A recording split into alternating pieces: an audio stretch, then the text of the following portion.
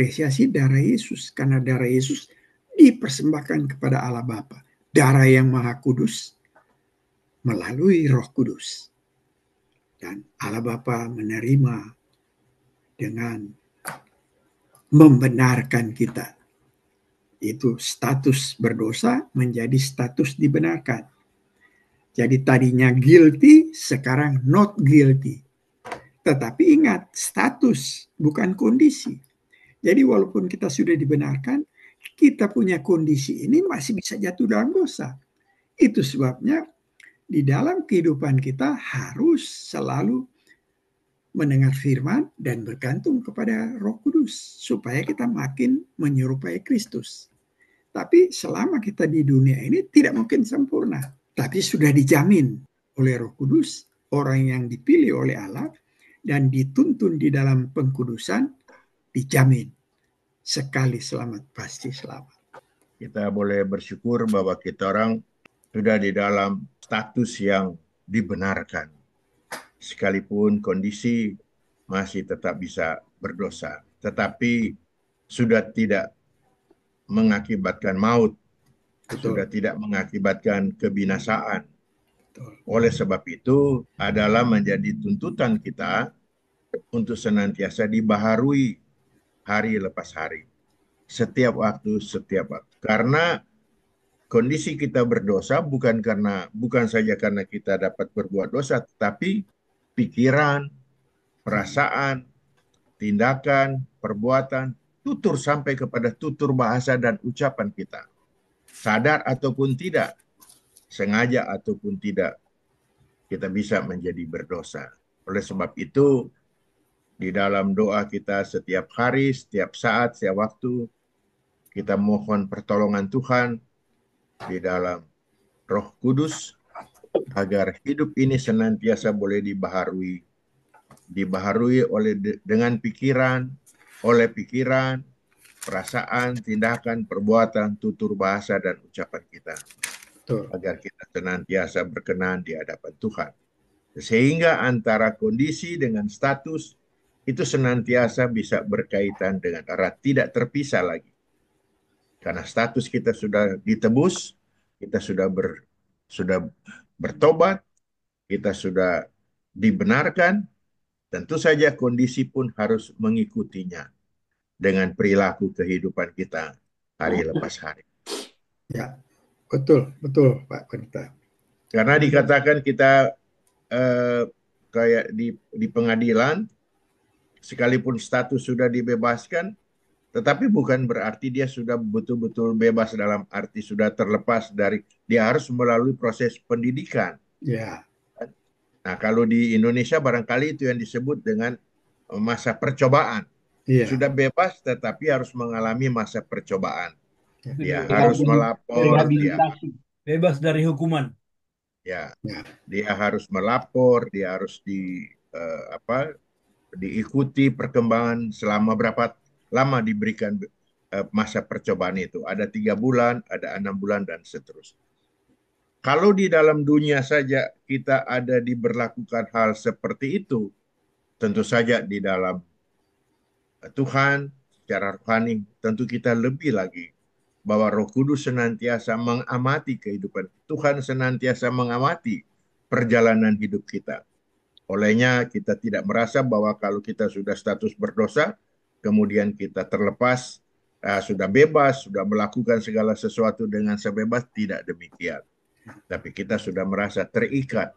Kita masuk di dalam pendidikan, yaitu kita rajin membaca Alkitab, rajin berdoa, rajin bersekutu, dan di dalam segala perkara kita mau fokus hidup kita ini di dalam kita dapat senantiasa memuliakan Tuhan di dalam kehidupan kita hari lepas hari.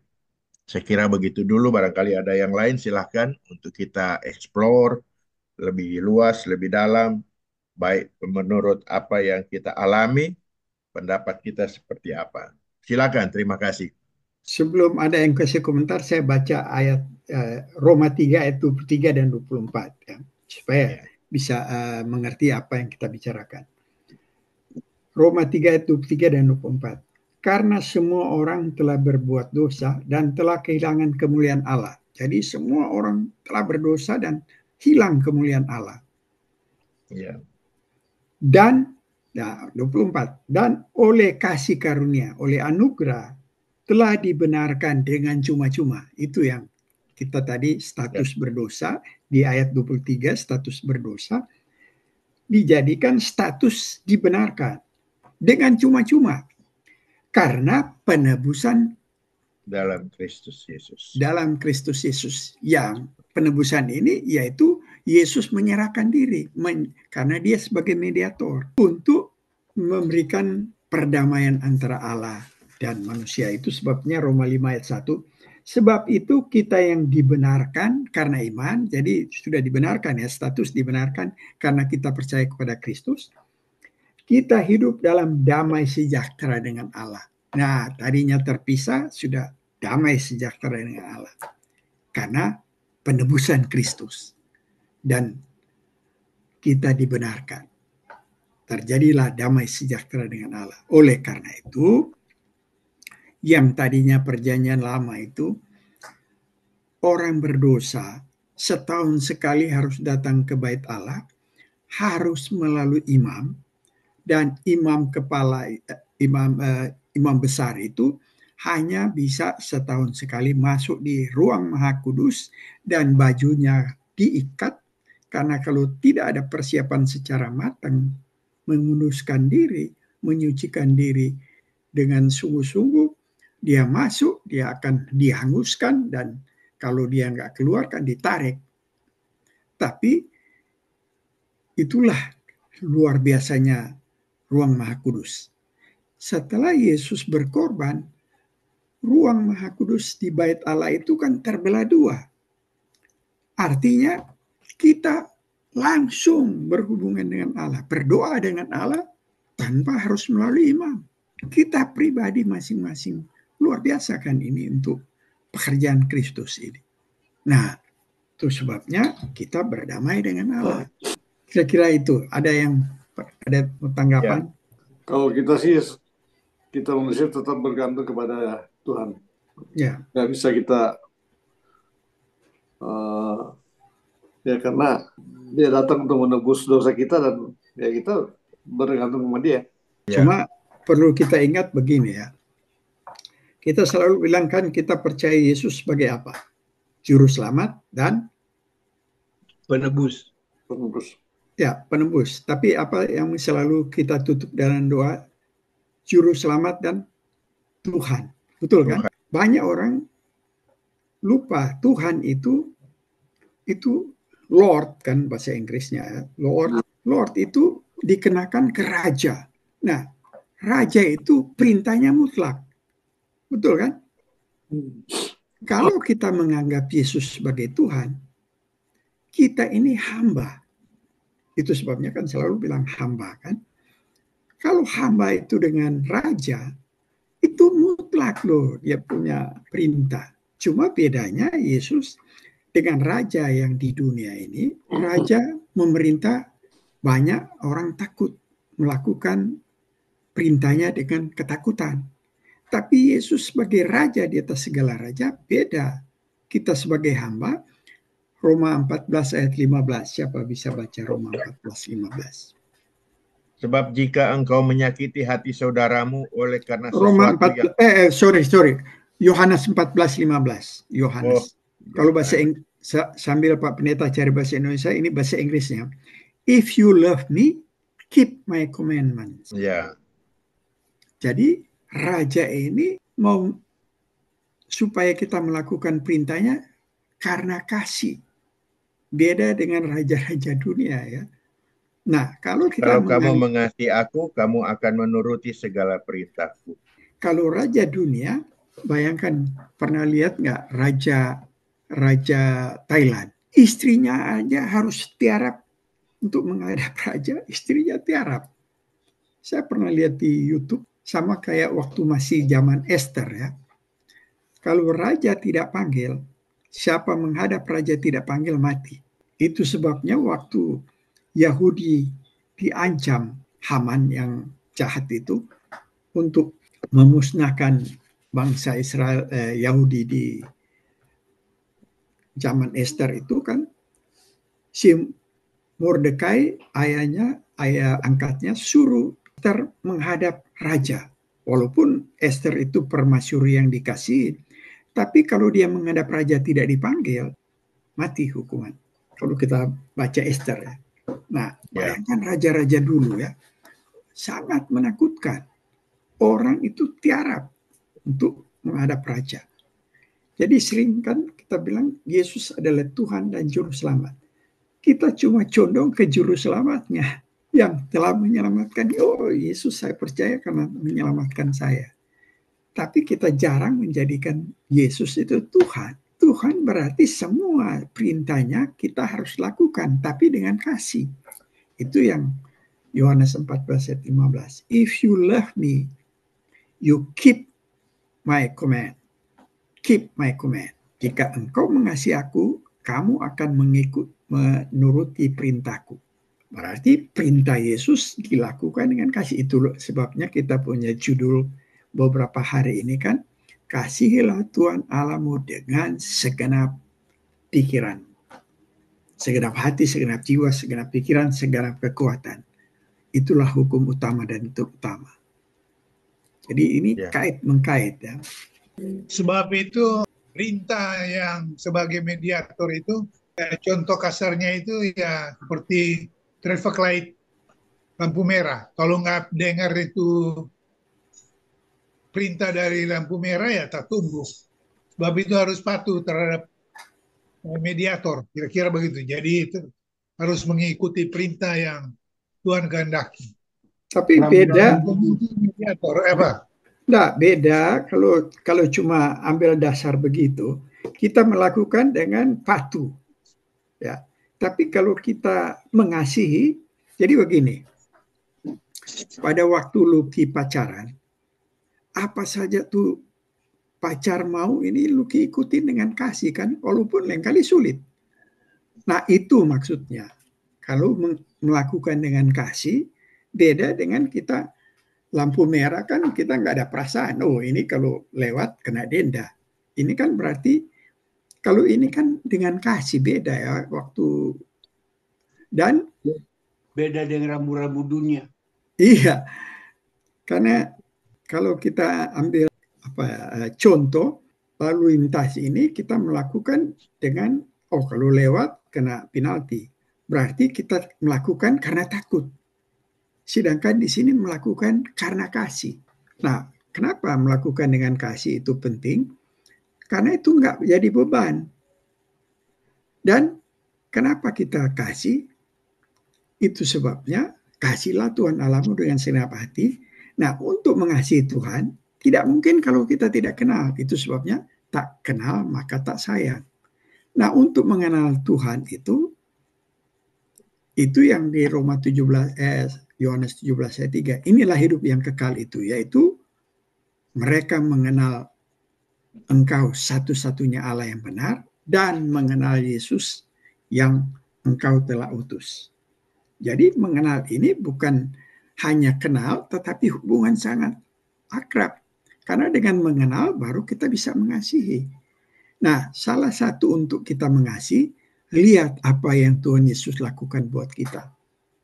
Kita yang harus hadapi kemarahan Allah itu Yesus yang menggantikan. Karena kita tahu begitu besar kasih Tuhan kepada kita, itulah yang kita perlu respons dengan kasih. Sehingga bukan karena kita takut, lebih ke sana lagi, kita melakukan banyak hal itu harus melalui anugerah. Apa itu anugerah? Nah, itulah yang kita akan pelajari. Kalau enggak, kita melakukan dengan kemampuan diri. Kalau melakukan dengan kemampuan diri, setelah kita bisa, kita rasa sombong. Padahal kita enggak akan mungkin bisa seterusnya.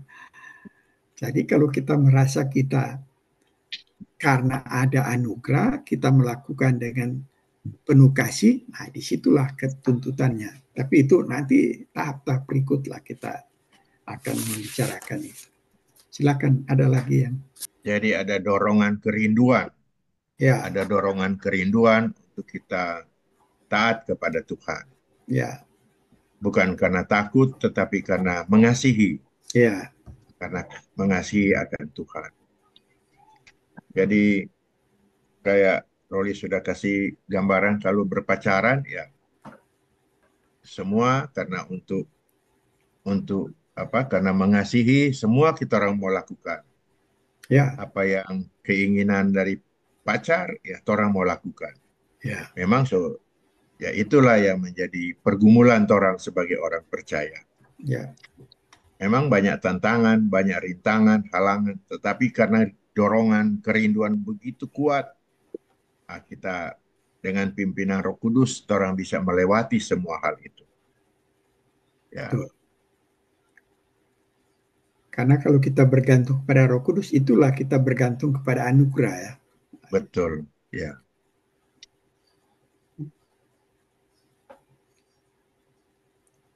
Ada yang lain lagi?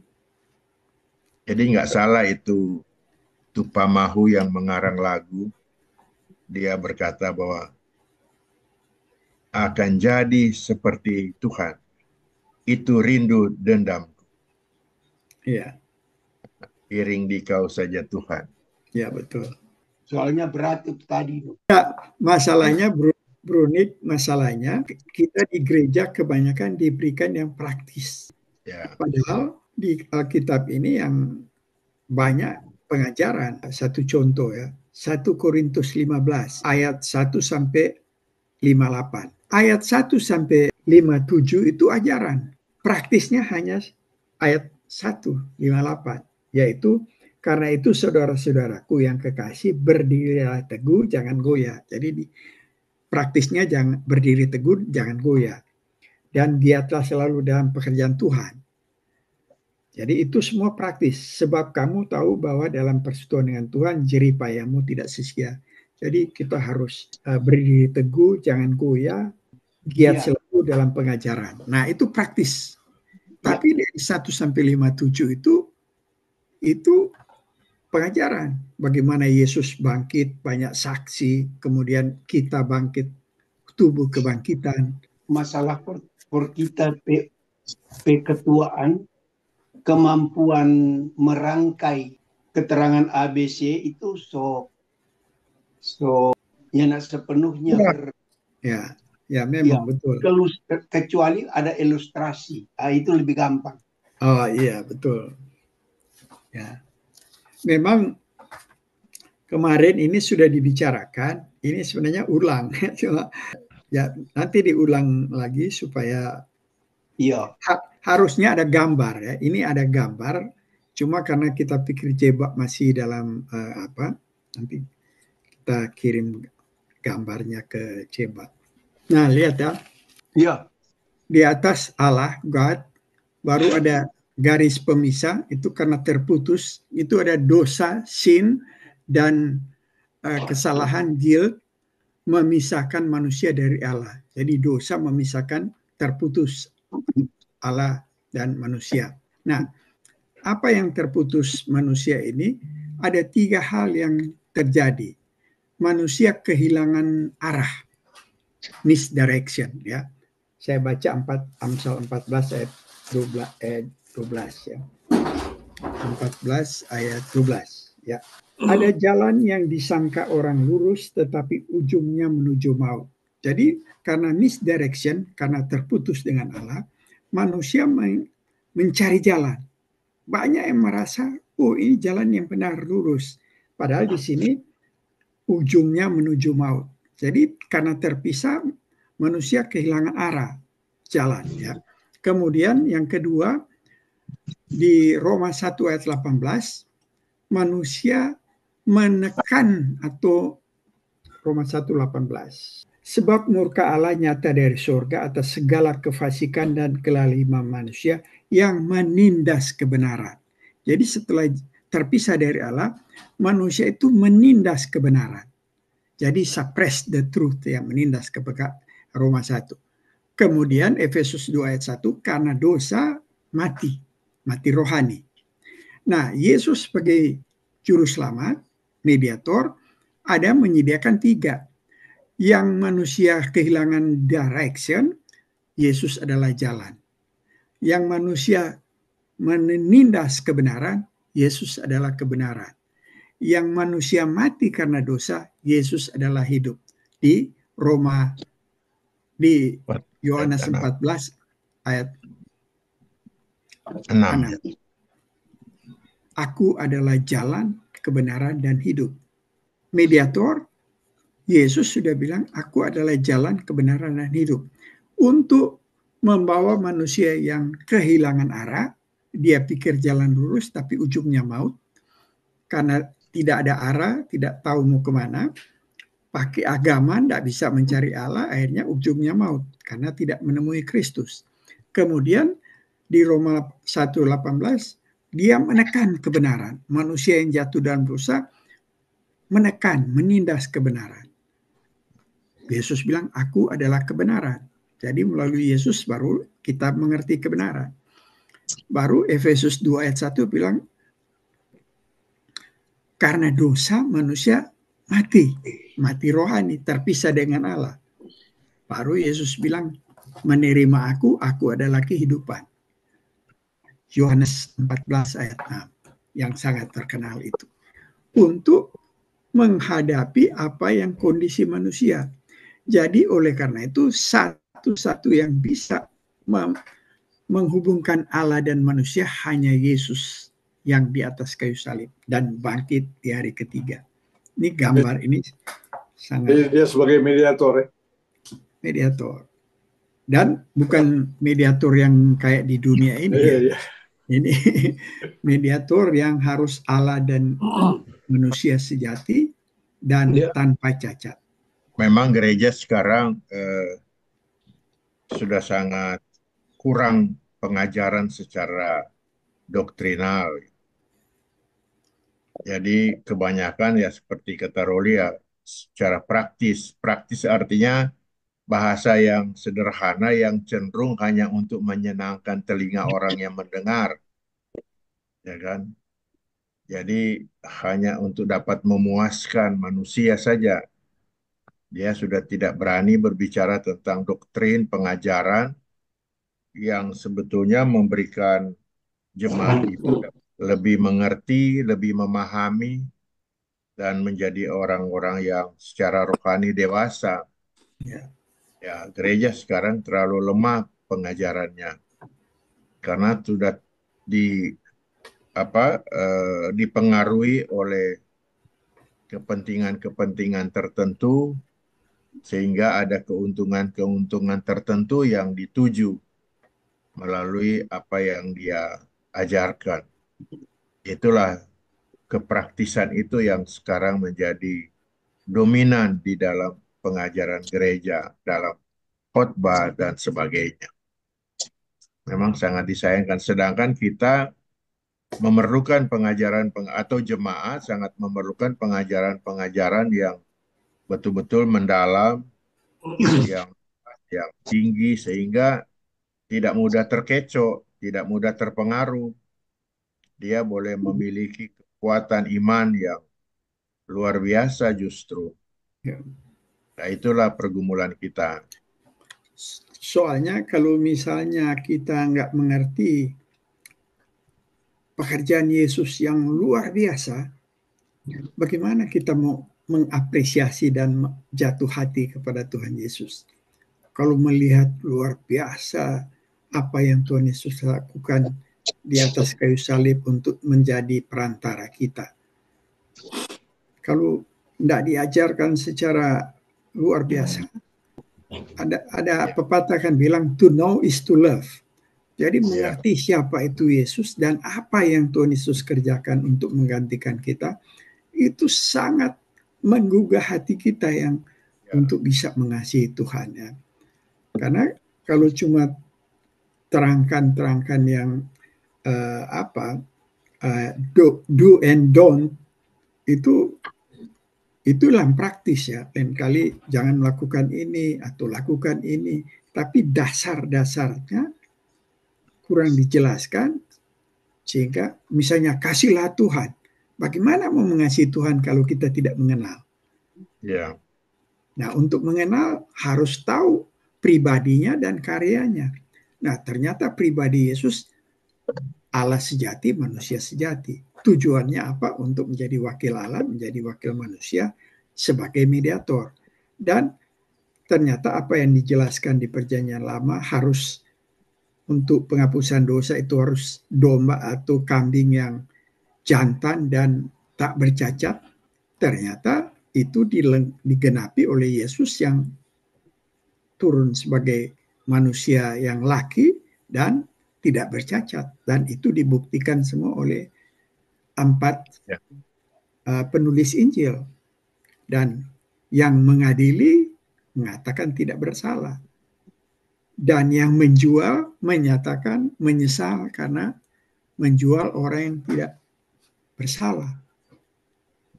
Ternyata itu semua yang baru setelah itu Yesus mengorbankan diri untuk persembahkan kepada Allah Bapa melalui Roh Kudus. Itu yang Ibrani 9 ayat 14. Jadi kalau kita tahu semua ini, waduh, luar biasa kan.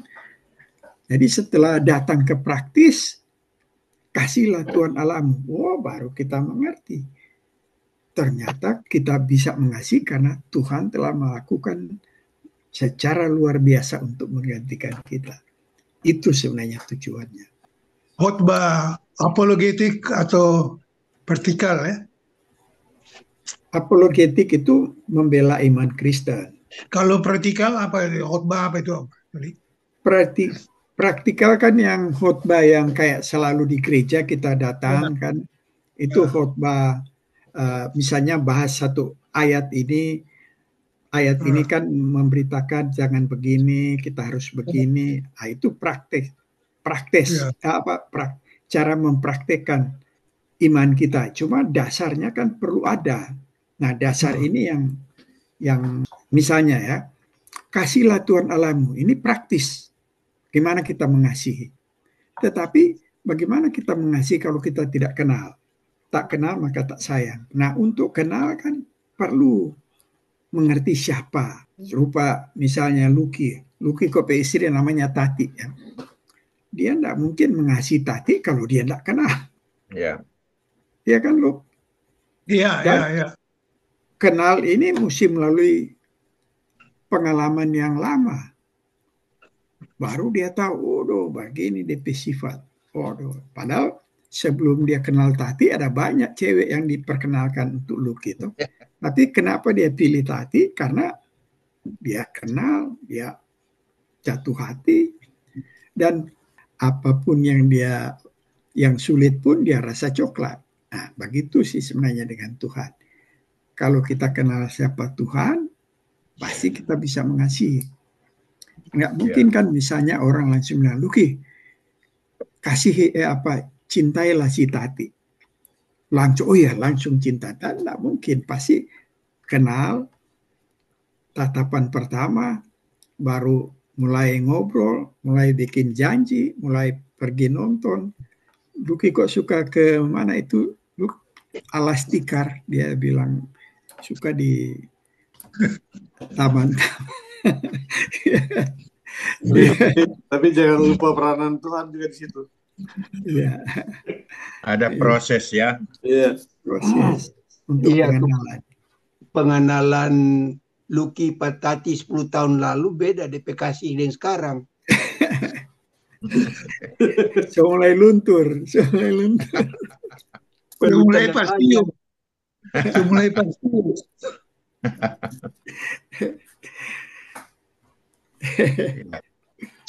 Sorry Luke. Biasa itu. Okay. Semua boleh terjadi. Siapa saja. Nah, itu akan sudah dengar tuh. Tadi Niko udah bilang itu dari hati kecil juga itu keluar. Oke. Tapi kebetulan kita sholat ini, so bisa tutup pendeta. Oke. Orang sudah banyak menyimak pengajaran kita pada saat ini. Kita boleh bertambah hikmat, menjadi lebih kaya. Kita orang lebih dapat memahami akan kebenaran firman Tuhan dan lebih mengasihi. Sehingga kita orang akan senantiasa bergairah untuk tetap belajar akan kebenaran firman Tuhan. Mari kita akan mengakhiri pertemuan kita satu di dalam doa. Bapa Surgawi, Bapa yang rahmani, Bapa di dalam Yesus Kristus Tuhan dan Juru Selamat kami, kembali kami menaikkan puji syukur, limpah terima kasih kepadamu, karena Tuhan jugalah yang sudah menuntun, memimpin, dan membimbing kami dengan kuat kuasa Roh-Mu yang kudus, melalui pengajaran, melalui diskusi Zoom ini Tuhan. Banyak hal yang sudah kami dapatkan ya Tuhan, dan itu boleh membuatkan kami lebih bertumbuh di dalam iman percaya kami. Yang olehnya kami boleh belajar lebih mengasihi akan Tuhan dengan segala keberadaan dan keadaan kami masing-masing. Tuhan senantiasa boleh memberikan kami kekuatan dan kemampuan, dan Roh Kudus boleh lebih menerjemahkan makna-makna daripada firman-Mu, agar firman-Mu itu boleh kami mengerti sejelas-jelasnya Tuhan, dan kami boleh berdiri di atas firman-Mu, berjalan di atas firman-Mu, dan di dalam segala aspek kehidupan kami, di dalam berbagai kegiatan kami melandasi semua itu melalui firman-Mu yang kudus itu. Terima kasih banyak ya Tuhan.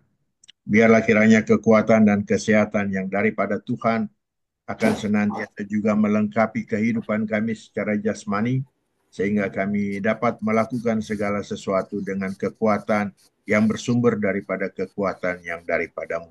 Terima kasih banyak ya Tuhan. Biarlah Tuhan senantiasa boleh memberkati kami masing-masing yang sudah hadir untuk dapat bersama-sama belajar akan kebenaran firman-Mu. Berkatilah di tengah-tengah kehidupan keluarga dan rumah tangga kami. Berkatilah ya Tuhan di dalam tugas pekerjaan kami. Berkatilah kami di dalam tugas pelayanan kami. Bahkan berkatilah kami di tengah-tengah kehidupan kami dimanapun kami berada. Baik di dalam pergaulan, di dalam komunitas, dalam kehidupan berjemaat. Terima kasih banyak ya Tuhan. Memberkati anak cucu kami senantiasa, sehingga mereka boleh senantiasa boleh melihat di mana kami boleh menjadi teladan bagi mereka, sehingga mereka turut memuliakan Tuhan, hidup di dalam Tuhan. Terima kasih banyak ya Tuhan. Kami berdoa untuk teman-teman kami yang tidak sempat hadir, kiranya Tuhan sertai mereka di tempat mereka berada.